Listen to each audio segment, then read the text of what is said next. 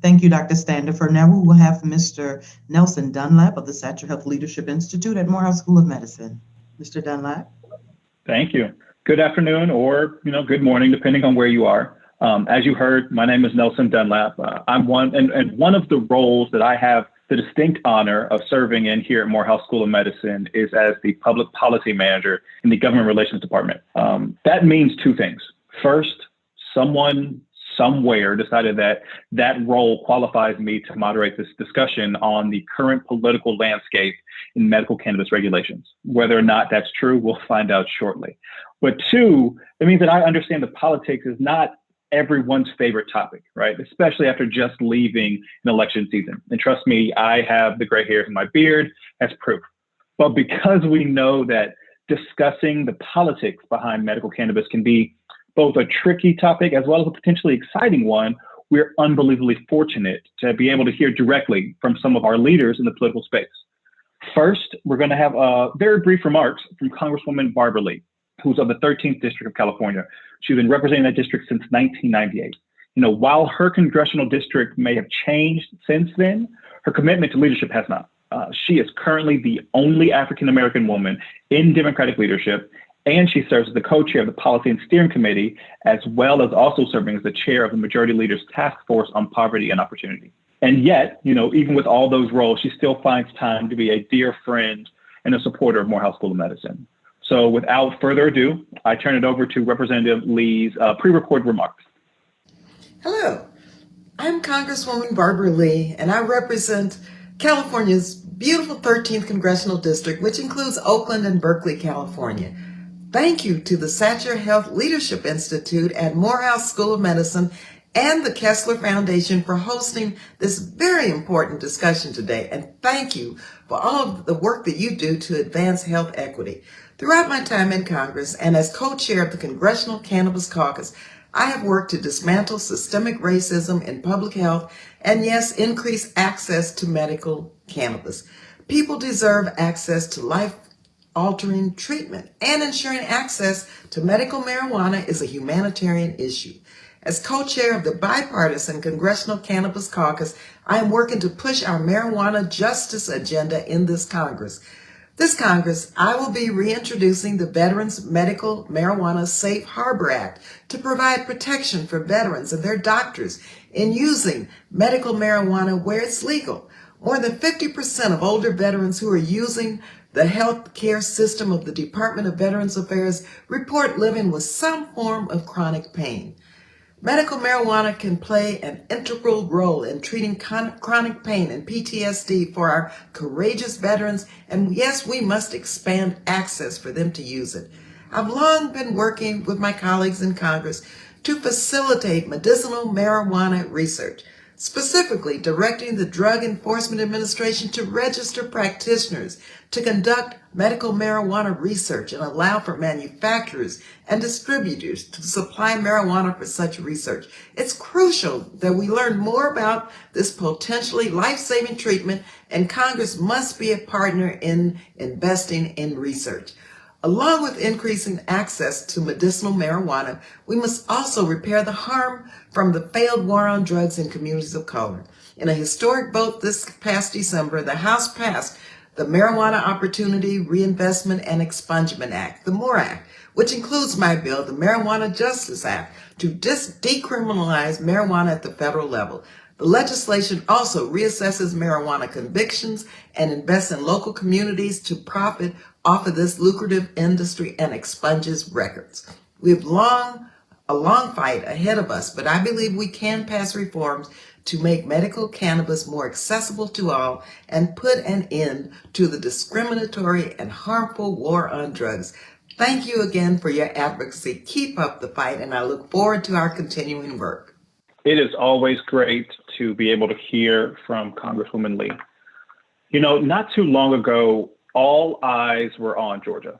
The questions being asked were, will Georgia stay red? Will Georgia go blue? What I knew then and what I know now is that here at Morehouse School of Medicine, we pride ourselves on taking a nonpartisan approach. Honestly, it doesn't matter if you have a D or an R behind your name. We're more interested in the caliber of leader that we can work with to help the communities that we aim to serve. And the next person that I have the pleasure of introducing embodies that through and through. We will be speaking with Representative Buddy Carter later, and I will introduce him then, but I would actually like to kind of pivot and talk to Joel McElhannon. Joel is not just a political strategist. He's the political strategist. Someday they will write, major motion pictures about his work and his life. And if we're being honest, it only makes sense for Michael B. Jordan to play me in those movies, but that's unimportant right now. Anyway, with a career spanning over 25 years, he has long-standing relationships with state leaders from every corner of our state, and he utilizes that unique insight to help build bridges, between state leaders and vital Georgia institutions. One of those institutions, Morehouse School of Medicine. Joel has worked tirelessly to help us advance our commitment to serving all of Georgia in every capacity that we can. We are so thankful to have Joel sit down with us today and discuss in greater detail the current political lay of the land. So Joel, take it away. I appreciate that, Nelson. I need to hire you to be my intro everywhere I go. That was fantastic. That was quite something. I appreciate your kind words and the great introduction. It's a real honor to be here today. Even a bigger honor to be supportive of the Morehouse School of Medicine and the very important mission that it has in our state. The impact it has actually around the whole country, of course. So today I'm serving as a consultant to the Morehouse School of Medicine in this particular space, been trying to help with some other projects as well. But in this particular space, helping them navigate the new medical cannabis commission and licensing process in the state of Georgia. And Nelson asked me to speak a little bit about that today, of what's happening in Georgia. It's a wide open new opportunity here in the Peach State. And I hope that I'm going to be able to do this right. I had a presentation, but I'm not sure if I'm going to, I might need some help from our friends to make sure I can click through my presentation here. So just to kind of give a quick overview. There we go. And Kimberly, I'm assuming you're listening, but when I press the little button there, it wouldn't advance the page. So maybe it's because I'm on my iPad. I'm not sure, but there we go. That's what I needed right there. So the goal of Georgia medical cannabis law was to provide medical grade CBD products to those with legitimate medical conditions. That's probably the most important point I would make here, and it'll dovetail, I think, with some questions Nelson will have later about this. Is that what drove the process in Georgia was a group of individuals with severe medical conditions that were looking to access CBD products they could purchase legally in other states, but they could not bring back to the state of Georgia. These were medical grade products that were helping them with very significant chronic medical conditions. And their voice was finally heard. It took a long time in Georgia. It did not resonate with previous leaders. But after the 2018 election, there was a recognition by a broad swath of statewide leaders that there needed to be action here. And I think it was mentioned previously about Representative Calvin Smyre here in the state of Georgia, the dean of the Georgia House, longest serving member, one of the most influential legislators in our state, and just a great human being, if I could say so, just having known him for a long time. But he worked very collaboratively with other leaders in the Georgia House, and they led an effort to pass this legislation that creates the ability to grow, manufacture, and dispense medical grade cannabis products here in the state of Georgia. And that's where we are today. The law's been passed, and the law creates a commission. If we can go to the next slide, it'll go through some of the specific details of what's happened here. But in Georgia, there's a Georgia Commission on Medical Cannabis. It has 7 members. 3 are picked by the governor, 2 by lieutenant governor, 2 by the speaker of the House. That board has been convened. It has been picked. And they've been working for the better part of a year to go through and effectively draft a licensing process. So this board has very broad power to award and manage licenses to grow and dispense these products. If we can go to the next slide, please. There's 6 licenses that are awarded in Georgia. It gets a little bit confusing here, if I could, because I know we're in the education space here. I'll tell you that the University of Georgia and Fort Valley State University, a HBCU that's part of the university system of Georgia, are both awarded licenses that are separate from this process. So they have these, they're called educational licenses, but they can do research, they can grow, they can manufacture, they can dispense They have all the authority that these other licenses have, as well as being empowered to do research here in the state of Georgia. That's something that may get expanded in the future. But for the purposes of this legislation, those 2 schools were granted the initial educational licenses. In addition to that, there are 6 other licenses that will be granted by the commission. 2 will have, the only difference between the 2 is the square footage of the grow space, the space that they have to actually grow medical cannabis products and then manufacture them. 2 of the licenses will allow 100,000 square foot grow area. 4 of the licenses will allow 50,000 square foot grow area. The growing and manufacturing license is separate from dispensing. The dispensary side is something that's still a little bit to be determined.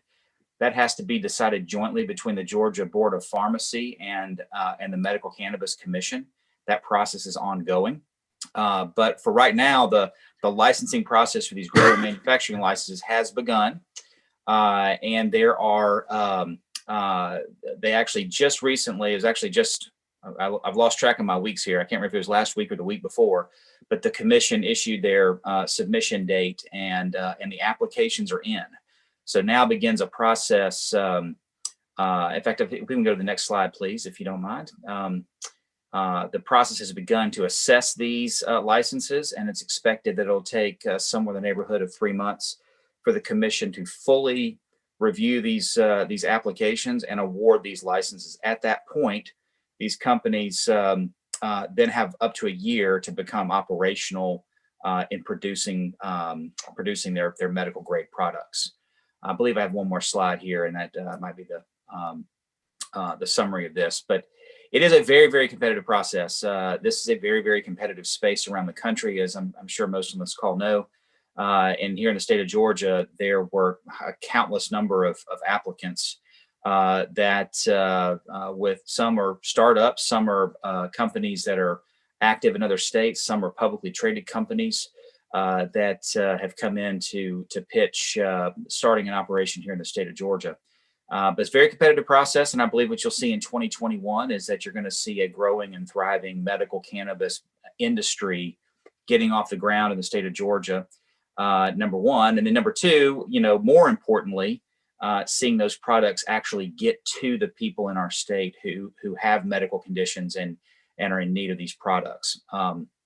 One final thing I'll add that I did not have in this proposal is that part of the legislation that created this commission also mandated that in order to purchase these products, you have to have not just a prescription from a doctor, but that prescription has to then be verified by the Department of Public Health. And I'm sorry, not public health, but community health will have a registry of conditions and actually has to verify these things. So it's intended that registry has grown significantly since the legislation has passed, but it's intended in Georgia to make sure that this process stays very focused on people who need these medical grade products, and that it doesn't morph into something that's more recreational in use. That's currently the thinking public policy wise of most of the leadership in the state of Georgia. That may change, of course, in years to come, depending on how things progress. But for the time being, it's the intention of the Georgia law is to stay very focused on medical grade products and helping people with legitimate medical conditions. So with that, sort of my summary of where Georgia is. Oh, well, here's one final slide here about how Morehouse School of Medicine will benefit. Morehouse School of Medicine, through a subsidiary, has established 2 partnerships with 2 different companies seeking these licenses. And so, knock on wood, both of these applications will be successful. But either one of them, if they are successful, will lead to substantial research funding and contributions to the school to further research and to further scholarships and other priorities for the school. So it's not just a great medical opportunity for people in real need, but it also has the potential to be a great business opportunity for the Morehouse School of Medicine through partnerships established to participate in this and to help further the research and mission of the school. So with that, I think I will shut up for a second, and I'm sure there may be some questions there, but that's my quick summary of what's going on in the great state of Georgia, and look forward to answering any questions anyone has. Thank you, Joel. Yeah, I've got, I would love to dig in just a little bit deeper, ask you a couple questions, and then Representative Carter should be on to give us a few brief remarks. Thank you for that, Joel. And I see that Representative Carter is on now. And just to, give everyone context of the caliber of leader we have speaking with, as I was saying before, we at Morehouse School of Medicine, we don't care if there's a D or an R behind your name. We are only interested in, working with those who are going to help us protect the communities we're aiming to protect. And, Representative Carter is that caliber of leader. He's an experienced businessman, healthcare professional, faithful public servant, and even beyond that, he's a longtime champion of Morehouse School of Medicine. And in my government relations role, I know that he's one of the leaders that we can always rely on to put the well-being of Georgians and the country first and foremost. As the only pharmacist serving in Congress, Representative Carter is the co-chair of the Community Pharmacy Caucus and is dedicated to working towards a healthcare system that provides more choices, less cost, and better services. And that is obviously exactly what we need. More importantly, that requires a lot on his behalf, and we know that he has a lot on his plate. So we are so thankful for him just giving us a few minutes of his time to bring a couple brief remarks. The floor is yours, Representative Carter. We appreciate you being here. Well, Nelson, thank you very much. You're very kind with your comments. My name is Buddy Carter, and I do have the honor and privilege of representing the 1st Congressional District of Georgia. And the 1st Congressional District includes the entire coast of Georgia. It starts up at the South Carolina state line, goes all the way down to the Florida state line. It includes over 100 pristine miles of coastline, and it's just an honor. It also happens to be where I was born and raised, and have lived all my life, and where I intend to live the rest of my life. So it is quite an honor to represent that area in the United States Congress. As Nelson said, although we've got to correct our my memo there, because I'm no longer the only pharmacist in Congress. We now have another one who started the 1st of January. Diana Harshberger from Tennessee is also a pharmacist. So now we have two. One of my colleagues on the Energy and Commerce Committee had given me the hashtag OPIC to mean only pharmacists in Congress. And he told me the other day, you can still keep that hashtag. It'll only mean oldest pharmacists in Congress, which really stinks, but I guess I'll just have to go with that. But it is, I've practiced pharmacy for over 30 years and have, it's been a great profession for me, and it's been a great honor for the past 6 years to serve in Congress and to be the only pharmacist in Congress. And one of the things I wanted to mention, because of my professional experience in pharmacy, I've witnessed nothing short of miracles in the way of drug development. There's no question about it. I think now of the things that over the years, I graduated from the University of Georgia in 1980 from the College of Pharmacy, and I think back at what we were doing back then. For instance, just in the way of antibiotics, probably the most popular antibiotic back then was tetracycline, and you had to take 4 capsules a day for 10 days in a normal treatment for the antibiotic. And now, we've got medications where you can take 1 pill and be done with it. It's just that's the kind of development that we've seen, the kind of success that we've seen, and it's really amazing.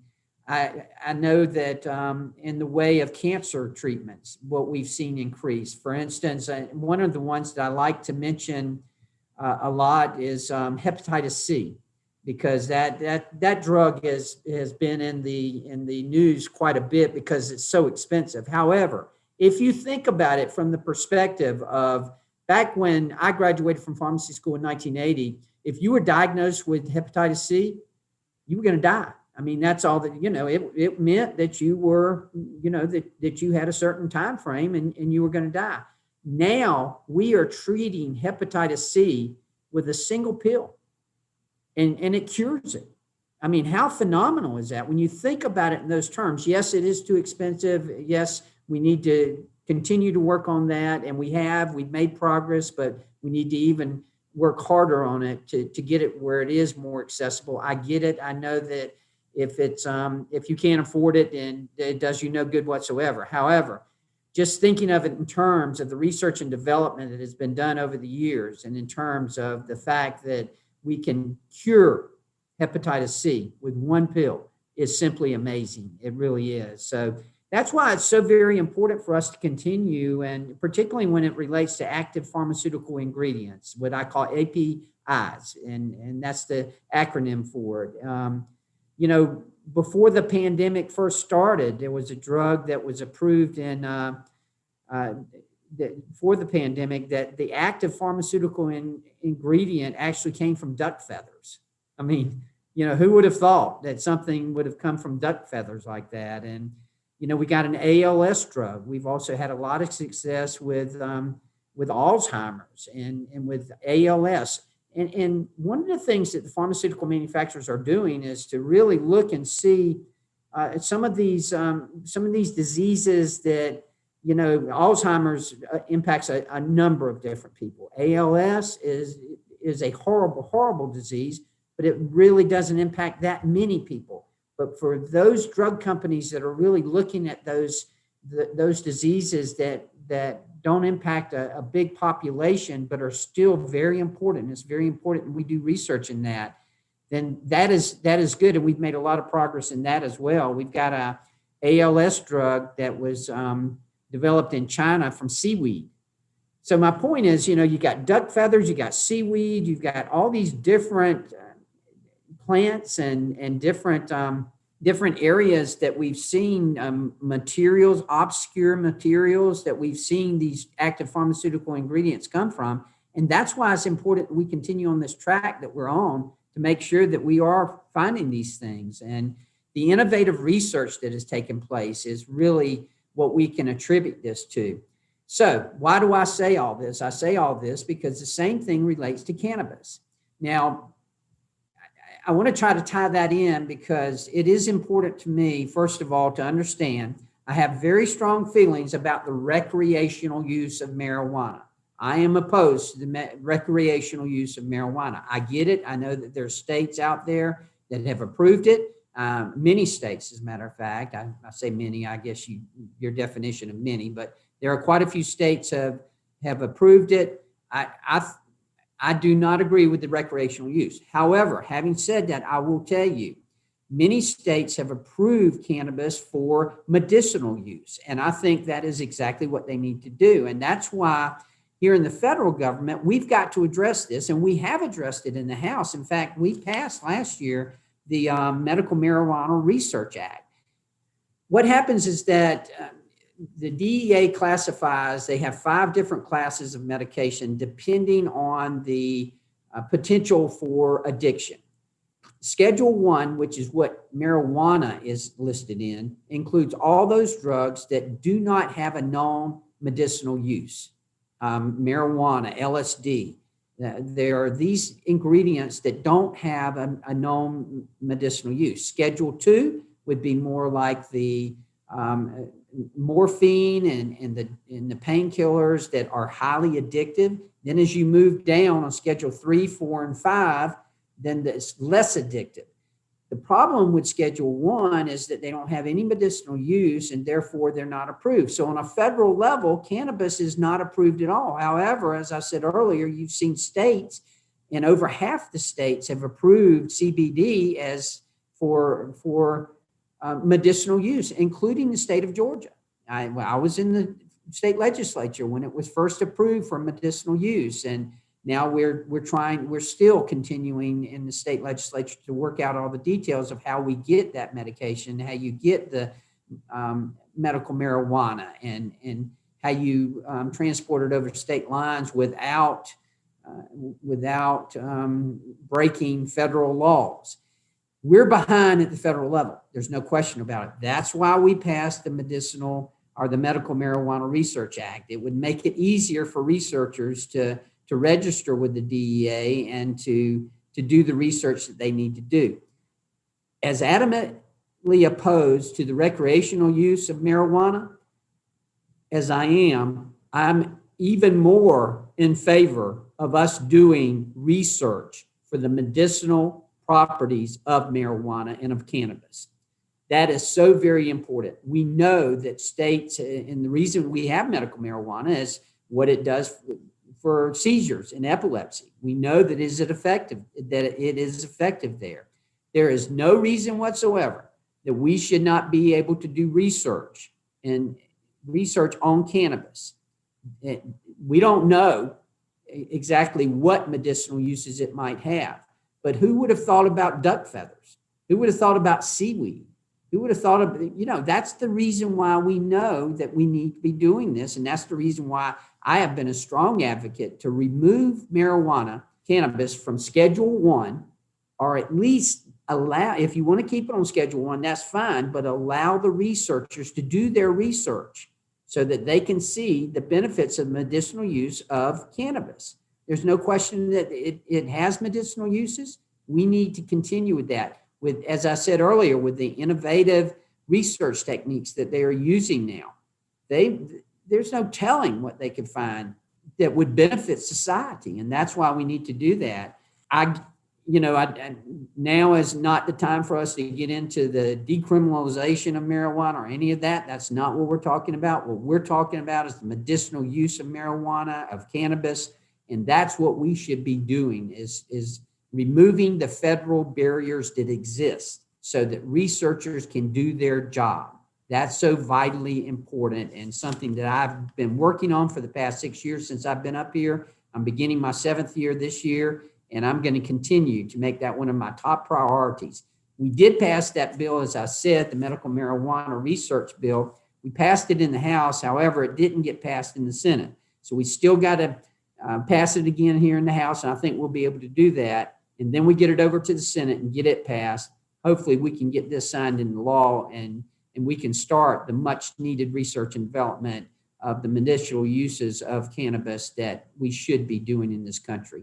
So again, thank you for having me. I appreciate the opportunity to address you. I understand you're going to have a question and answer session. I wished I could stay on. I'm right in the middle of Energy and Commerce Health Subcommittee meeting on the vaccine. It's extremely important, and this is too, but obviously that's very timely, and I'm going to have to defer to that at this point. But again, thank you very much for having me.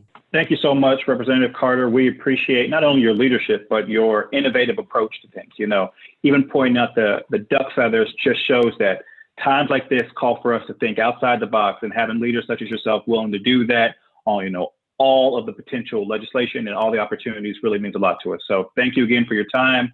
When we get on the other side of this pandemic, we would love to have you come by the school and tour things and see if we can increase the number of medical professionals in Congress. We appreciate you, sir. Thank you.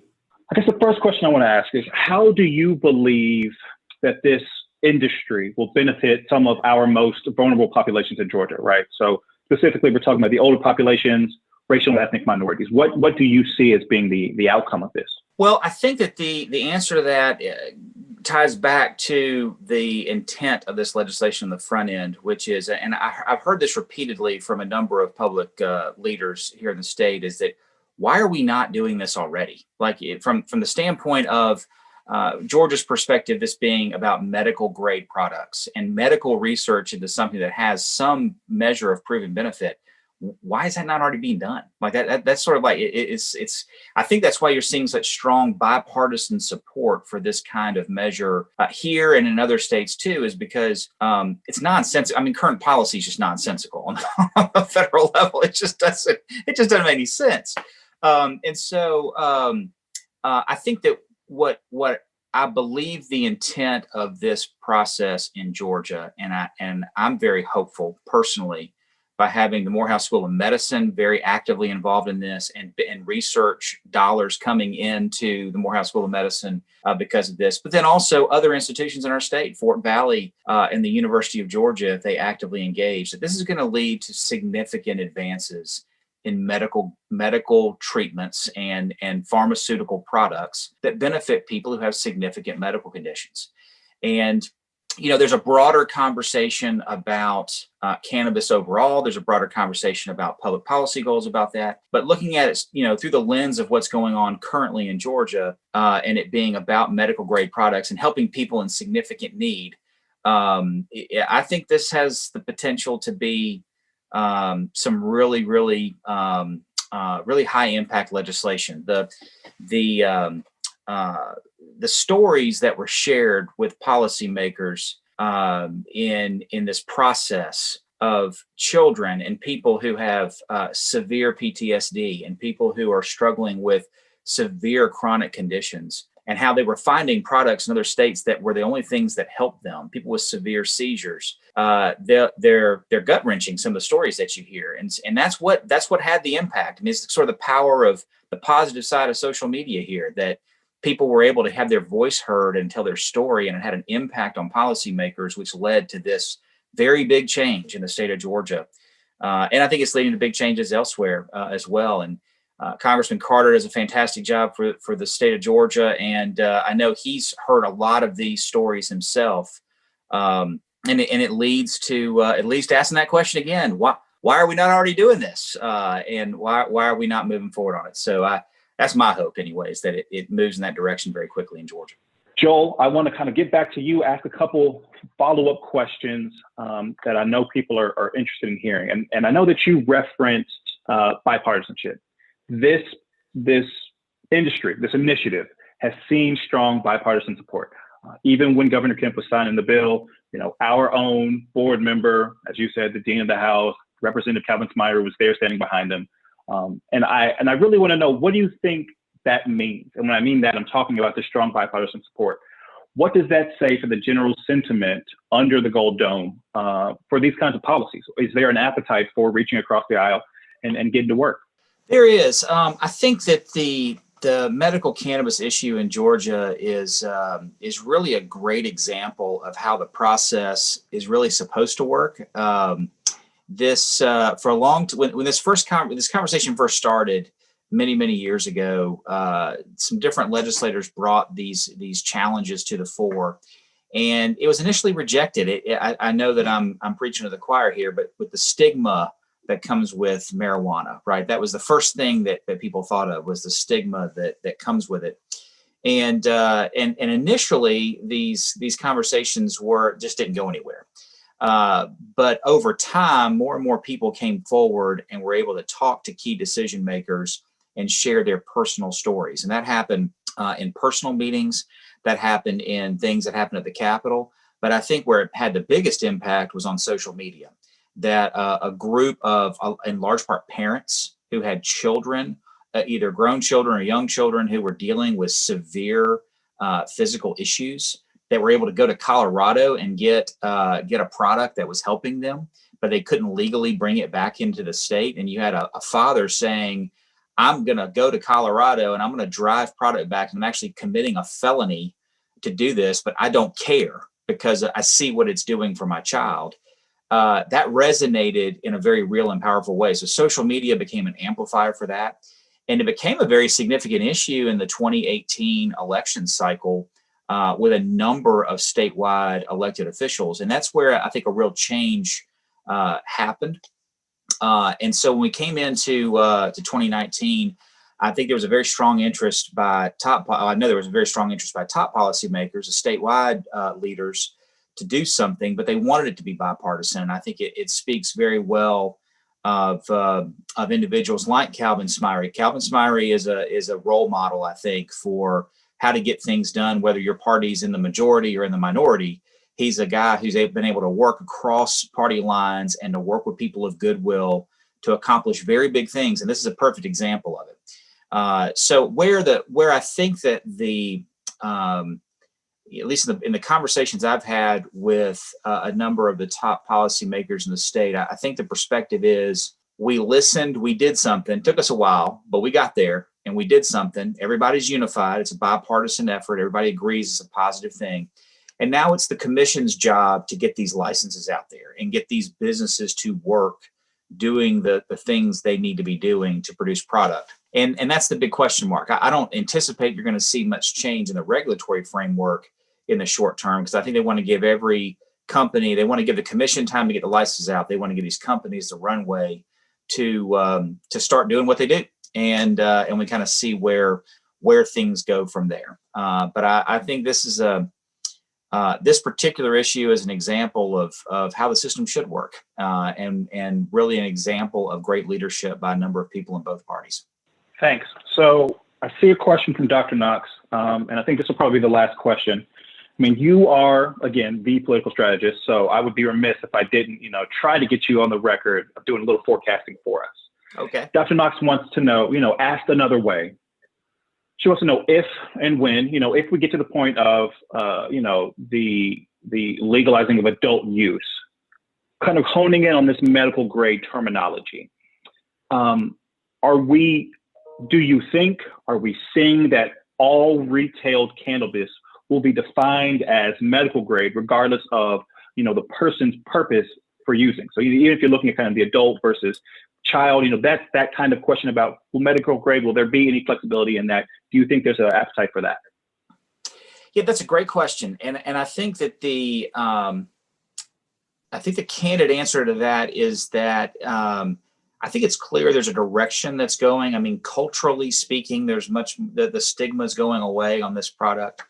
And I think as there is more and more legitimate research into the impact of the use of cannabinoid products, the arguments of whether or not this is something that should stay as a Schedule I drug or not, those are legitimate questions to be asked. Those are legitimate things to be researched. I think that's an ongoing public policy question. With the current leadership in Georgia, governor, lieutenant governor, speaker of the House, probably the broad swath of the caucuses in the House and the Senate in Georgia, I would not expect to see any changes, at least in the short term. But longer term, we have another statewide election coming up in 22. We have, very big changes, as everybody knows, are going on in the state of Georgia. Georgia is now a purple state. It's a real battle between the two parties. I think that, whereas I probably would have said that this was probably more of a 10 to 15 year trend line, I think you're seeing a very significant shift of politics catching up with culture. And I think that it's very possible that you would see something in the 2020s in Georgia, that you would see some kind of shift. But that just seems to be where the trend line is going. But I learned a long time ago not to make too many predictions about what happens under the Gold Dome. You don't know what's going to happen while the circus is in town. So, you just kind of go with it while you can. But I do think that question is on to a very significant trend line. And a lot of this too, what happens in Georgia depends on what happens in Congress. That to what Buddy Carter was referencing, and Congresswoman Lee was referencing. There's big policy debates going on in Washington right now around marijuana as in totality, not just the medical side of this. And that can have very, very big shift in what happens on the state level. It's hard to forecast exactly where that's going, but there definitely does seem to be a legitimate and growing, public policy discussion about what that future looks like. So I wouldn't expect any changes in the short term in Georgia. I think what you see is what you get. I think that the policymakers want to give these companies the runway to get their product out there and see how this process goes. But the future is just a step away, and we'll see how things evolve here in Georgia from there. I appreciate that. It sounds like if the question is what is the current political landscape in medical cannabis regulation, what I heard from Representative Lee, Representative Carter, and from you is research is key to finding out the answer to that, right? We have to continue to do the research, and the more research we get, the more answers we get, the clearer the picture becomes. So I appreciate you taking the time, sitting down with us. I appreciate everyone on the call for helping us kind of convene this town hall, this roundtable to talk about what research looks like so that we can get to, more definitive answers for Dr. Knox. So thanks again, Joel, and I will turn it back over to our host.